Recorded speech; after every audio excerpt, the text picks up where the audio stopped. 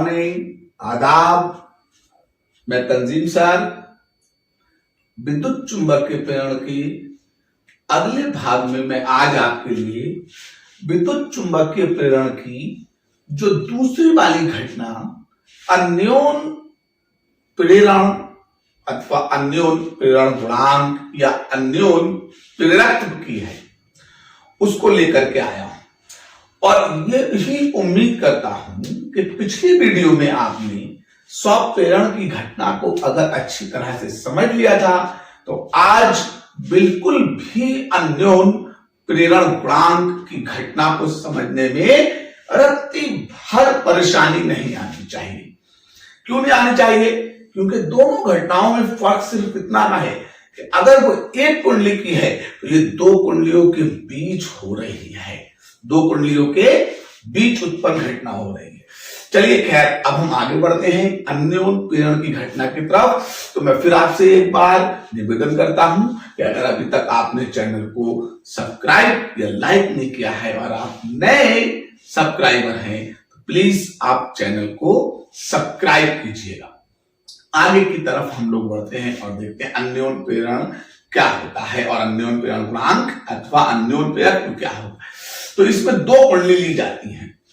पहली कुंडली में जब धारा प्रवाहित की जाती है ना, तो उस कुंडली में जो चुंबकीय क्षेत्र उत्पन्न होता है उसी चुंबकीय क्षेत्र में दूसरी कुंडली को रखा जाता है। यानी कि दूसरी कुंडली के तल में से पहली कुंडली की चुंबकीय बल रेखाएं गुजरनी चाहिए।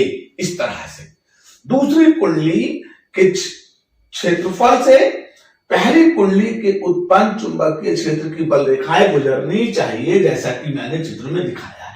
अब क्योंकि ये दो कुंडलियां थी तो हमने एक को प्राइमरी कॉइल प्राथमिक कुंडली का नाम दे दिया और दूसरी को सेकेंडरी कॉइल और दूसरी कुंडली का नाम दे दिया।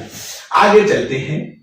तो पहली कुंडली में धारा बह रही है, पहली कुंडली का चुंबकीय क्षेत्र उत्पन्न हुआ है, उस चुंबकीय क्षेत्र में दूसरी कुंडली को रखा गया है। तो अब दूसरी कुंडली में फेरों की संख्या N2 है और चुंबकीय फ्लक्स उत्पन्न Φ2 होगा। तो फिर दूसरी कुंडली की चुंबकीय फ्लक्स ग्रंथिकाएं आपकी N2 Φ2 हो जाए। और पहली कुंडली में धारा कितनी बह रही है? I1 बह रही है। तो फिर आपने देखा होगा कि पिछली घटना में जो फ्लक्स ग्रंथिकाएं थी वो कुंडली में बहने वाली धारा के मान के अनुक्रमानुपाती थी। तो इसमें भी वही घटना है, फर्क इतना है कि ये एक और दो के बीच की घटना है। तो आप इसमें क्या कहेंगे कि दूसरी कुंडली में उत्पन्न फ्लक्स ग्रंथिकाएं, दूसरी कुंडली की फ्लक्स ग्रंथिकाएं। तो यहां मैं परिभाषा में लिख रहा हूं दूसरी कुंडली। तो दूसरी कुंडली की फ्लक्स ग्रंथिकाएं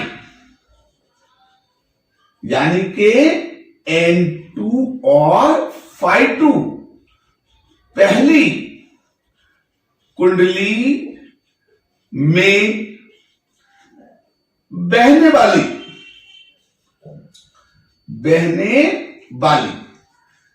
विद्युत धारा के अनुक्रमानुपाती होती है। तो ये N2 और Φ2 और I1 लगा दीजिए। घटना वही नहीं है, सौ प्रेरण की, लेकिन अब दो कुंडलियों का बीच हुई तो फिर N2 Φ2 I1 के 2 लगने का मतलब दूसरी कुंडली, 1 का मतलब पहली कुंडली है। तो अब जब इसको हटाएंगे तो अन्योन को म्यूचुअल कहते हैं, तो फिर इसे M से प्रदर्शित करेंगे। कैसे? M से। तो जहां पर ये जो M आएगा ये कुंडली का नहीं, दो कुंडलियों के बीच का M जो होगा वो दो कुंडलियों के बीच उत्पन्न, दो कुंडलियों के बीच उत्पन्न अन्योन प्रेरण गुणांक है और इसी को अन्योन प्रेरक भी कहते हैं। तो अन्योन प्रेरक की परिभाषा की बात आई तो इसकी परिभाषा को दो रूप में देंगे, जैसा कि हमने 100 प्रेरण की दी थी। तो एक पहली कुंडली में बहने वाली धारा के रूप में और दूसरी कुंडली के सिरों के बीच उत्पन्न प्रेरित विद्युत वाहक बल के रूप में। तो आप हम इसकी पहली परिभाषा तो स्वयं प्रेरकत्व की जगह हम क्या लिखेंगे?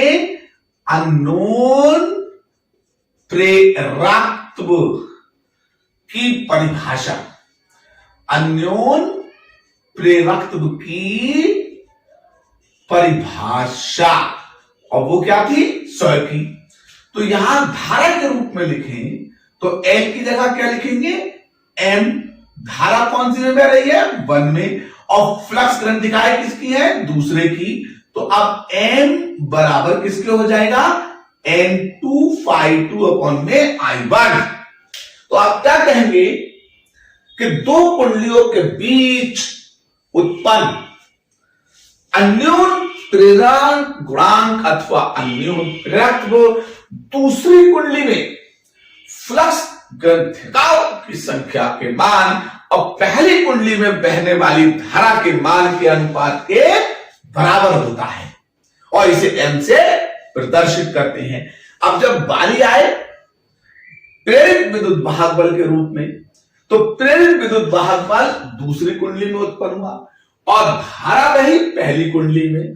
तो अब प्रेरित विद्युत वाहक बल के रूप में देंगे तो फैराडे के नियम का सहारा लेंगे।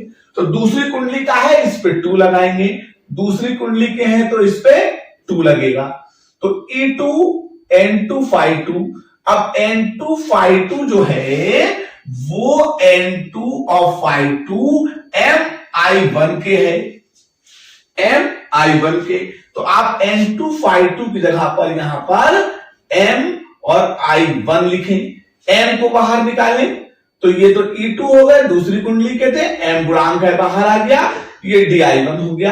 M को अलग करेंगे तो M आपका अलग हो जाएगा, तो E2 के बटे में DI1 अपान DT हो जाएगा। तो इस तरह से आप क्या कह सकते हैं कि किन्हीं दो कुंडलियों के बीच उत्पन्न स्वप्रेरण गुणांक अथवा स्वप्रेरकत्व दूसरी कुंडली